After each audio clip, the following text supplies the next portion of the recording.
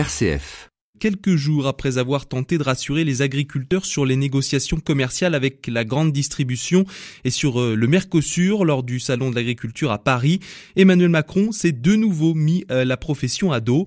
La semaine dernière, le gouvernement a décidé de bloquer le vote de la majoration des retraites agricoles, alors que la mesure avait reçu un avis positif des parlementaires. Pour en parler ce soir, je reçois Philippe Bolo. Bonsoir. Bonsoir à vous. Merci tout d'abord d'avoir accepté notre invitation. Je rappelle que vous êtes député sur la 7e circonscription du Maine-et-Loire. Alors, ce sujet des retraites agricoles dont on entend parler beaucoup depuis plusieurs jours, il divise même au sein de la majorité et des alliés de la majorité. Oui, c'est un sujet essentiel puisque vous savez que la retraite moyenne des agriculteurs est très faible par rapport à d'autres niveaux de retraite, 730 € en moyenne. Et là, je parle des agriculteurs. Alors, quand il s'agit des agricultrices, c'est encore inférieur, ça peut aller jusqu'à 500 €. Peut-être parce que certains n'ont pas suffisamment cotisé, puis aussi parce que les niveaux de retraite sont insuffisamment élevés. Ce qui, moi, me pose particulièrement problème. Au moment où on traite des états généraux de l'alimentation et on veut que nos agriculteurs soient mieux rémunérés, pourquoi exclure les retraités? Ça n'a pas de sens. Donc c'est essentiel parce que c'est des gens qui contribuent énormément à un travail pour alimenter les Français, de longues vies de labeur, des congés souvent réduits.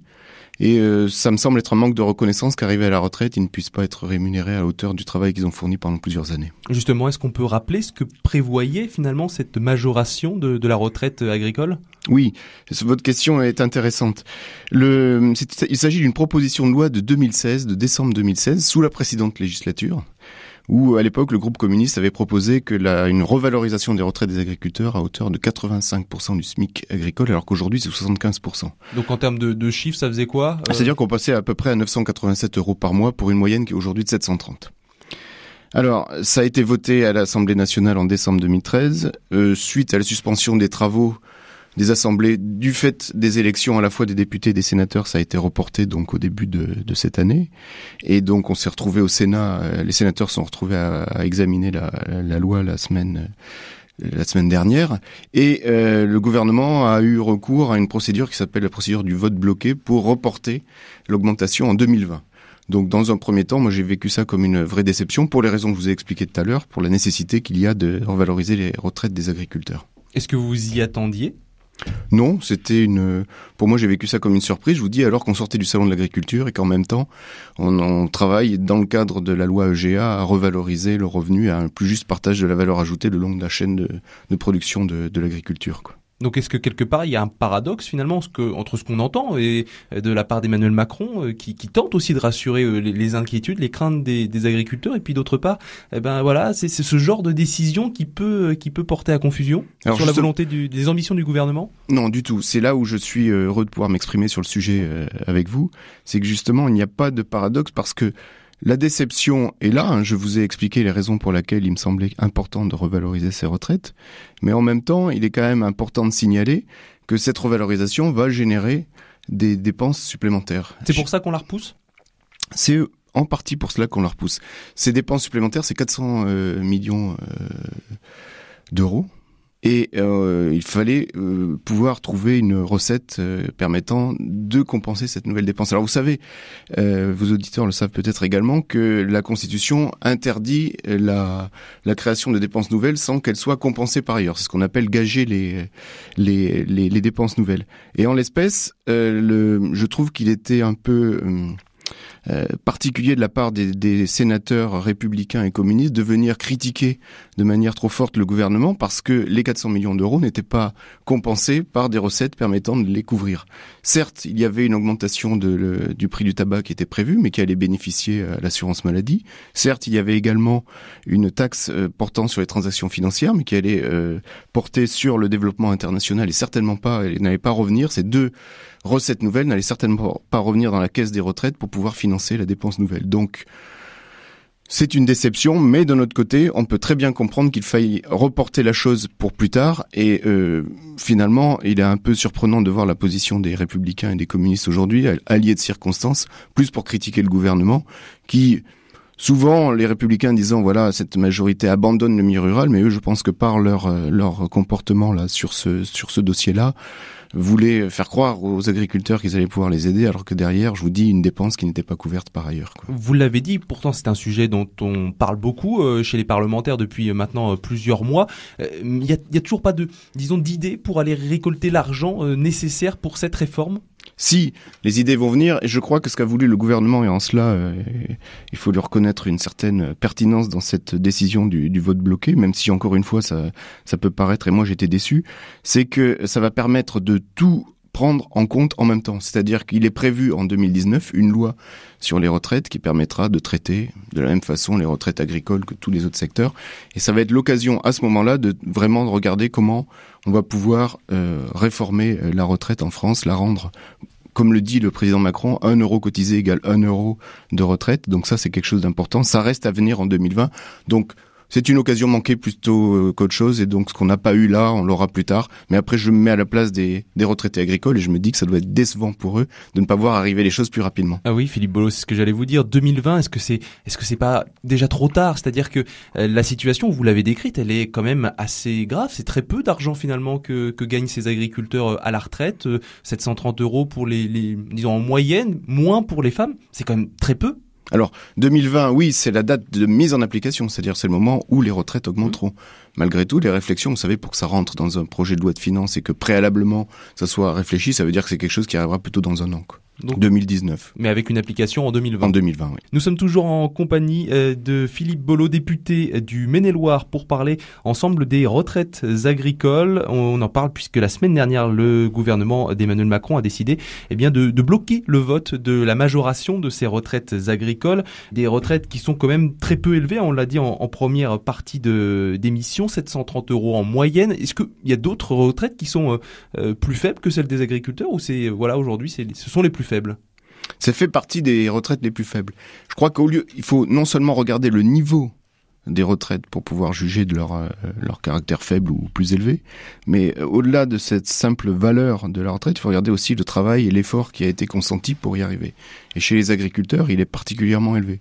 Je peux vous en parler d'autant plus facilement que j'ai eu la chance, de par mon parcours et les études que j'ai eu à faire, de travailler dans une exploitation agricole pendant 6 mois, dans une exploitation laitière, et je sais ce que c'est que d'avoir à assurer le travail d'une exploitation agricole laitière. C'est se lever tous les matins pour aller à la traite, revenir faire une traite le soir, entre-temps s'occuper des cultures et des animaux, et ça chaque jour de l'année. Il n'y a pas de pause, la production laitière est continue. Donc si vous voulez cette implication forte des agriculteurs tout au long de leur vie, certains ne prenant même pas de vacances, méritent vraiment d'être récompensés au moment où ils partent à la retraite. C'est pas d'autant plus dur, justement, vous qui avez, disons, quand on avait déjà fait l'expérience, qui vous êtes mis à leur place, est-ce que c'est pas d'autant plus dur d'entendre ce report, disons? C'est pour ça, c'est ce que je vous expliquais avant la coupure publicité, c'est de dire que, oui, j'étais déçu de voir que ça ne pouvait pas arriver plus vite.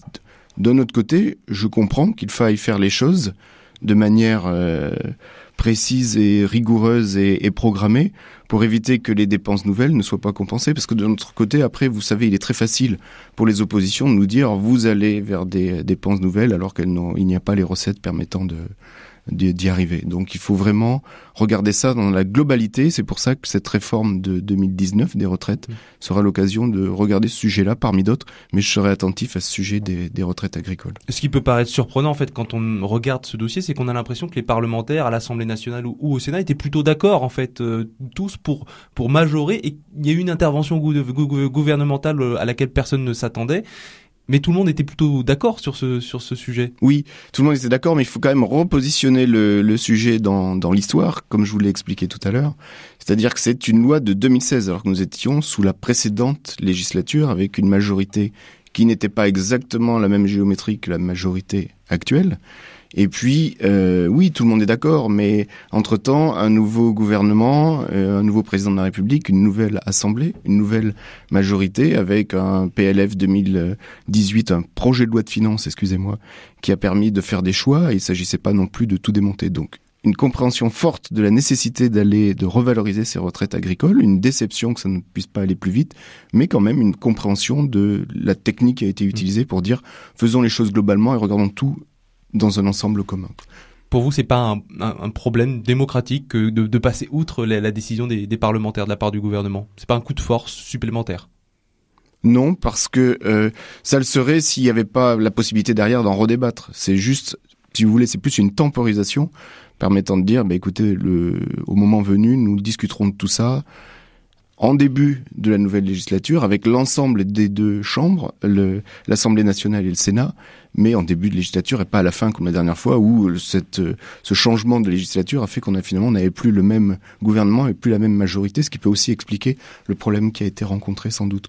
Philippe Bolo, dans le reste de l'actualité dont on va parler beaucoup ces prochains jours et notamment demain, eh bien il y a la grève dans les EHPAD. Vous avez prévu, vous, de travailler sur ce sujet. Qu'est-ce qu'il en est exactement ? C'est trouver des solutions, des dispositifs à mettre en place, à expérimenter ici en Maine-et-Loire ? Oui, c'est bien de ça dont il s'agit. Ce sujet des EHPAD et du vieillissement, déjà dès la campagne électorale, je m'en étais emparé. Et il me semble important de travailler aussi dans cette direction-là pour un peu la même logique que pour ce que je vous disais précédemment avec les agriculteurs, c'est-à-dire que nous sommes en face de personnes qui arrivent dans le grand âge et qui ont besoin, pour certains, qu'on les accompagne, qu'on leur apporte des services indispensables, notamment par rapport à leur situation d'être accompagnés, d'avoir besoin de personnes pour être avec elles au quotidien. Donc c'est un sujet important. Nous avions été, avant la grève, solliciter les députés par des directeurs d'EHPAD, chacun dans notre circonscription, ce qui m'avait permis d'aller rencontrer l'EHPAD de Noyant-la-Gravoyère et de prendre conscience sur le terrain avec le directeur des difficultés qui pouvaient être rencontrées. Donc ça m'a confirmé dans l'idée qu'il fallait absolument faire quelque chose. Et là, avec d'autres députés de la majorité, nous avons co-signé un courrier pour faire des propositions sur une nouvelle façon de regarder le sujet qui pourrait certainement améliorer la situation en réponse à ce qui est différents éléments qui ont été identifiés, matérialisés lors de la grève et lors des courriers qu'on a pu recevoir de la part des directeurs. Ça veut dire quoi, très concrètement ? Vers quoi est-ce que le regard doit se porter quand on entend parler et qu'on doit traiter ce sujet ? Il y a plusieurs axes. Il y a un premier axe qui va concerner la formation et le personnel présent, c'est-à-dire lui permettre d'être avec les meilleures capacités, la meilleure formation pour pouvoir répondre à une situation qui évolue quand même aujourd'hui avec une société qui n'est plus la même, un vieillissement qui augmente et donc un nombre de personnes arrivant dans les EHPAD qui s'accroît.